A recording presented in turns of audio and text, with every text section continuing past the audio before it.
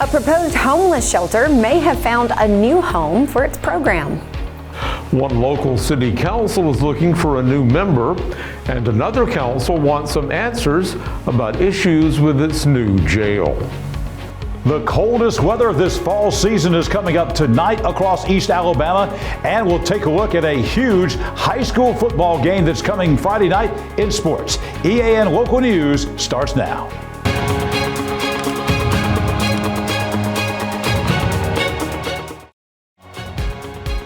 This segment of EAN Local News is brought to you by Waldrop Manufacturing, metal buildings made right here in Calhoun County. Hello, we're glad you could join us. I'm Katie Edwards. And I'm Mike Stedham. Martha's Hope, a new facility being planned to solve the area's homelessness crisis, may move permanently into the bridge, which currently belongs to the First United Methodist Church of Anniston. United Way officials who are spearheading the new program gave an update on their progress to the Anniston City Council at its work session Tuesday night. Executive Director Shannon Jenkins says the lowest bid they had received was $2.9 million to construct a new building on the site of the old War Memorial on Gurney Avenue. Because the project has so far raised $1.8 million, those plans would have to be modified and several features removed from the facility. Jenkins says the United Way was approached by members of the church to begin discussions on turning the bridge into a homeless shelter instead of building a new facility. He says that suggestion was a pivotal moment in their planning process. What this pivot does with the possibility of exploring this is really a more cost-effective way to accommodate what we need and really allow us to live within our budget that we have already raised and kind of put together along with the help from the city. Kyle Bryan, the program director of Martha's Hope for United Way, has shown the council the architectural plans for converting the space into both a homeless shelter and a transitional space to help people find decent and affordable housing locally. Bryan says that if the bridge does become the home of Martha's Hope, it would offer more benefits than they could get from a new building.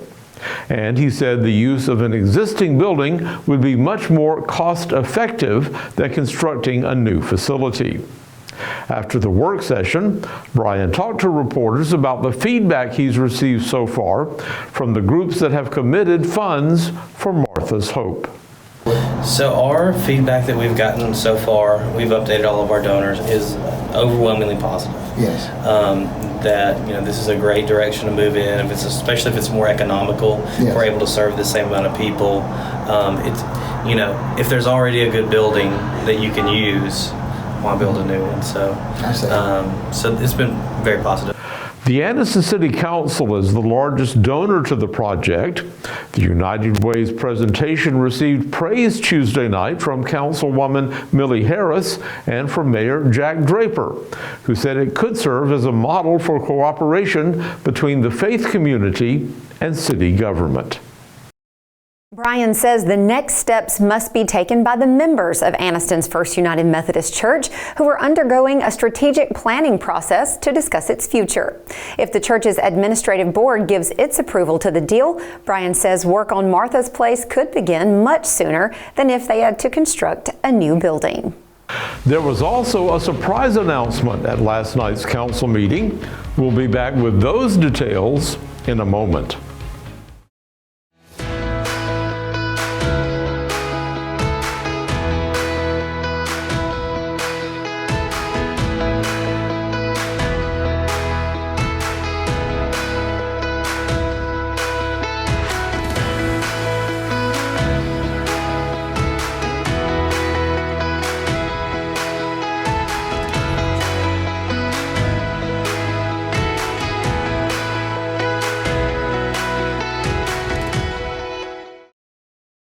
Barrett Body Shop has moved to its new location on Highway 431 in Alexandria.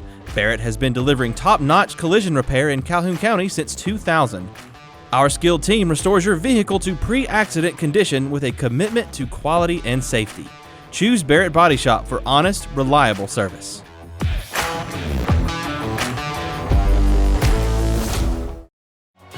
This segment of EAN Local News is brought to you by WM Grocery, located in Heflin, Wadowee, Roanoke, and in Piedmont. Following Tuesday night's Anniston City Council meeting, Ward 1 Councilman Jay Jenkins made a surprise announcement. I love Anniston and am beyond excited about the future of our great city. We are moving in the right direction. I will continue to challenge our civic leaders to ask the tough questions and make the hard decisions required in the never-ending pursuit of equality and economic growth. However, over the past several months, it's become increasingly clear that a change in my life is in order. So for my business and my health, I've come to the conclusion it's time for me to step down. Jenkins, who took office in January 2010, said he decided to resign from the council for personal and professional reasons.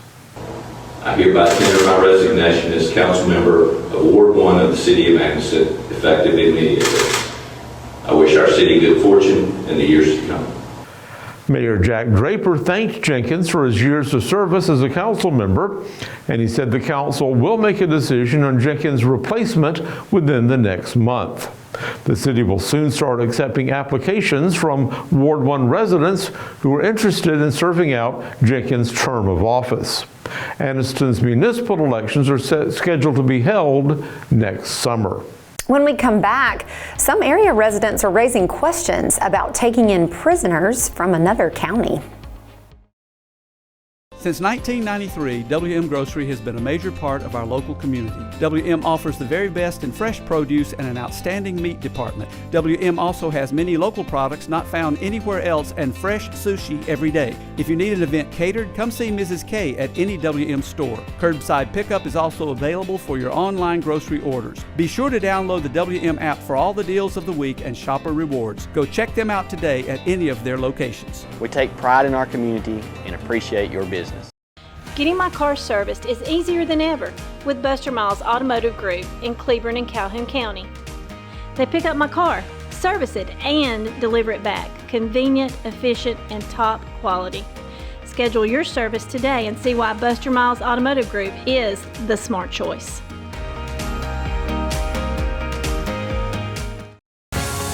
This segment of EAN Local News is brought to you by Oxford Lumber. Come visit any of our locations in Oxford, Jacksonville, Talladega, and Roanoke. Members of the Jacksonville City Council say they are being asked questions about a new agreement between the Jacksonville City Jail and the Gadsden Police Department. Last month, Jacksonville signed a 6-month contract agreeing to house those inmates for $33.50 per day. Gadsden officials say that was a big savings from the rate they were being charged by the Etowah County Jail. But at this week's Jacksonville City Council meeting, some members said they were concerned over some of the details in that agreement. Councilman Terry Wilson brought up one of those details. From what I have been approached about, and I'm sure most of y'all have too, is how the process works, getting them over here and then how they get back. I think it's the main questions I've had. Other council members said they have been asked similar questions by their constituents. Another issue has been the strain on city services, such as ambulance calls to the jail, which have increased since the Gadsden inmates have started coming in. The council asked Mayor Johnny Smith to discuss these issues with the Gadsden city officials and clarify some of the details in that agreement. While talks continue between United Way and the Methodist Church for the possible sale of the bridge, the charity still has a contract to use that building as a warming station for homeless people during cold weather. The bridge was opened this afternoon for that purpose, and it will remain open through Thursday morning. The warming station is a partnership between the church, the United Way, the City of Anniston, His Hands and Feet Ministries, and Mimi's Heart. Well, Mike, we actually turned our heat on for the first time last night, I think it was. So history was made. History was made, and up goes the gas bill. Now, is this a single decision, or is this like a group? Do you take a family vote on this? Well, if it had been a single decision, we probably would have done it several days ago. Okay. So yeah, but we are now all on board. Good. And you were looking quite a bit warmer today. Thank you very much. John Holder is joining us now in the EAN Weather Center to tell us if maybe we'll be able to turn the heat back off. That would be really great. John? Mike and Katie, we're at the time of the year where the thermostat is going up and down with the temperatures. We're turning the heat on, but it won't be long till we're turning the air back on. We'll have the complete 7-day forecast for all of East Alabama next. For over 60 years, Oxford Lumber has been servicing our area, and our customer service has always been our main focus. Our customer service is what sets us apart from anyone else. From the moment you enter, our highly trained staff will treat you like family. To enthusiastically provide total customer satisfaction within a positive and self-fulfilling employee relations environment. Visit us at any of our 4 locations or at oxfordlumber.com. EAN News would like to thank all our commercial sponsors. Go check out our sponsors' links in the description below.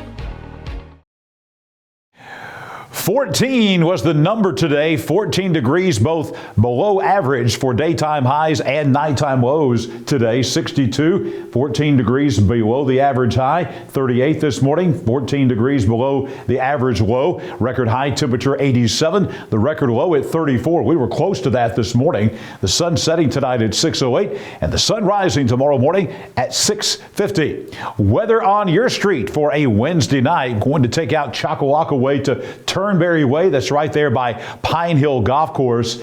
Cold tonight. Clear skies, 36 degrees, a frost advisory in effect. Basically a winter night coming up tonight all across East Alabama. Tomorrow, more sunshine, more dry weather. Mountain View Drive and South Side. A little bit warmer tomorrow, about 67 for the high. Tomorrow afternoon, minus the wind, it's going to feel a lot warmer out there on your Thursday. As we look ahead to the weekend, hey, we're back to the 70s across East Alabama. Alabama Highway 281, that is the Cheehaw Parkway, if you will, the Skyway that takes you up to the state park at Mount Cheehaw. It's going to be a great place to be this weekend. Plenty of sunshine, probably not a cloud in the sky. High temperatures in the 70s on both Saturday and Sunday. Just a beautiful weekend coming up all across East Alabama. Here's that 7-day forecast, and temperatures are going to be on the rise. It will be a slow rise. We're in the 60s tomorrow, another night in the 30s tomorrow night, but back in the 70s by Friday. 71 will be in the 70s all throughout the weekend coming up. Some upper 70s by the middle part of next week. And then we're going to be looking at temperatures getting back to 80 degrees or so by next week. We'll be back in the 80s, nighttime lows remaining on the cool side.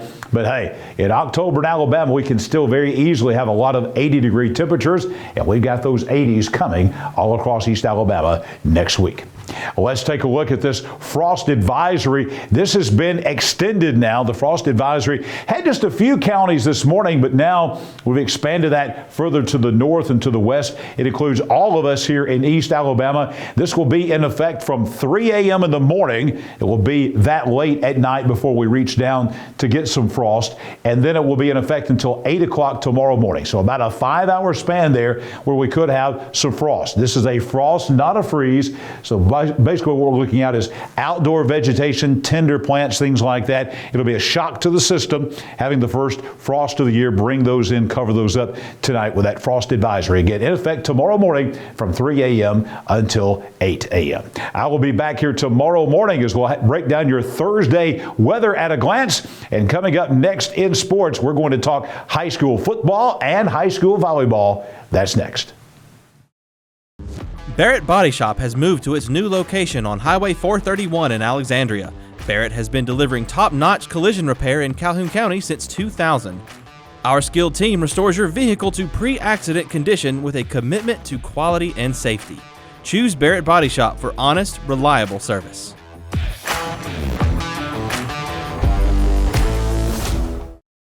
Getting my car serviced is easier than ever with Buster Miles Automotive Group in Cleburne and Calhoun County. They pick up my car, service it, and deliver it back, convenient, efficient, and top quality. Schedule your service today and see why Buster Miles Automotive Group is the smart choice.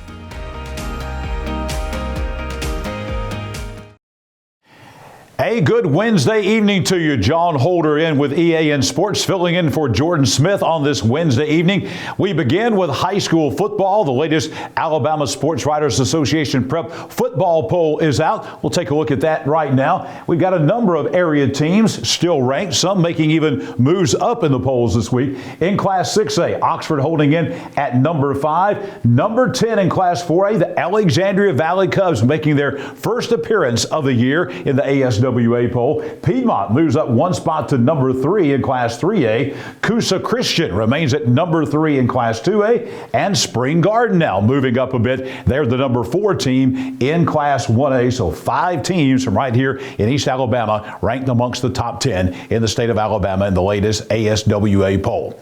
Well, speaking of that, we've got a monster top 5 matchup in Class 6A coming up this Friday night involving one of those ranked teams. We're talking about the Oxford High School Yellow Jackets. It is basically the region title game coming up, the Class 6A Region 6 Championship game, 7 p.m. Friday at Lamar Field in Oxford, as number 2, Clay Chalkville, the defending state champions, come in to take on undefeated Oxford. Both teams are 7-0. We had a chance to catch up with the head coach of the Oxford Yellow Jackets, Coach Sam Adams, today, talking about the big matchup, and he tells us about the magnitude of this region championship game. Well, it's a really huge regular season game. You know, I think region championships do matter. I mean, just for the pride aspect of it, you know, that is, something that you'll be able to talk about for a long time. There's advantages to being the number 1 seed in the bracket. That would put whoever's the number 1 seed out of our region will be at the top of the bracket, and that gives you, some advantages as far as possibly playing more home games as you go along. And the unique thing about this, the way the high school playoff system is set up, is that, you know, just because you're the region champ, that doesn't necessarily, you know, give you a bye or anything like that. I mean, there's still a lot of good football left to play, and you know, and there is a decent chance that, you know, both teams that are going to be playing Friday night are teams that are good enough to compete for a championship. So this may not be the last time that these two teams play each other over the course of the next several weeks. Coach Adams also talked about the challenges this very good Clay Chalkville team will bring to Lamar Field on Friday night. I think last time I looked, they were the number 1 scorer in defense in 6A, and they've played good teams to get to that. You know, they've been tested before, and they've shown up really well every single time. I would hope that, you know, hopefully we present them with some challenges that may be a little different from the ones that they've been presented with previous to this. But, I mean, they've got good players at every position on the field defensively and offensively as well. And Coach Adams tells us the keys, he thinks, to an Oxford victory on Friday night. And offensively, it's going to be about staying in good down and distance situations, keeping ourselves out of, you know, second and super longs and third and longs where, you know, we're in obvious drop back pass type scenarios. Defensively, it's going to be about making them maintain drives and execute a number of plays before they get in the end zone, if they ever do, you know. So, and we expect them they'll score some points in the game. You know, both teams are pretty good on the offensive side. So, you know, just not giving up those big plays and making them earn it all the way down the field.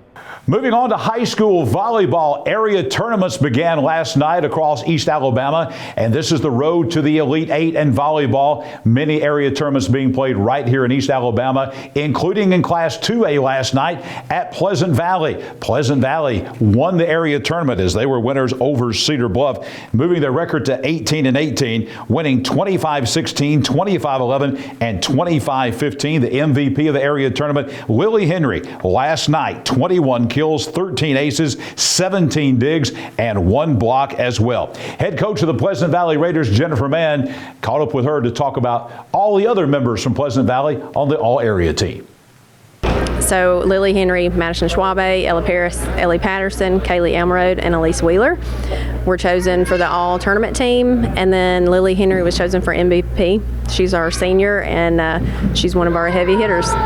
The Class 2A Area 13 tournament, not the only area volleyball tournament here in East Alabama last night. You see where Pleasant Valley swept Cedar Bluff 3-0. Also in Class 3A Area 9 at Donahoe sweeping Weaver 3-0. Moving on to Class 4A, the Area 8 tournament played at Munford. Munford swept all 3 games from Cleburne County. And in Class 6A, Area 11, that tournament played at Oxford. And again, it was a sweep by the host team as Oxford beat rival Pell City 3-0. All of these teams now moving on in the state tournament in high school volleyball. That's going to do it for EAN Sports. Right now, let's send it back to Mike and Katie. Thanks for that update, John, and thank you for watching us today. You can find us every weeknight on Facebook, YouTube, our website, and Rumble. Go to the platform of your choice. Watch our news, sports, and weather coverage whenever it's convenient for you. We'll see you back here Thursday for your news on your schedule.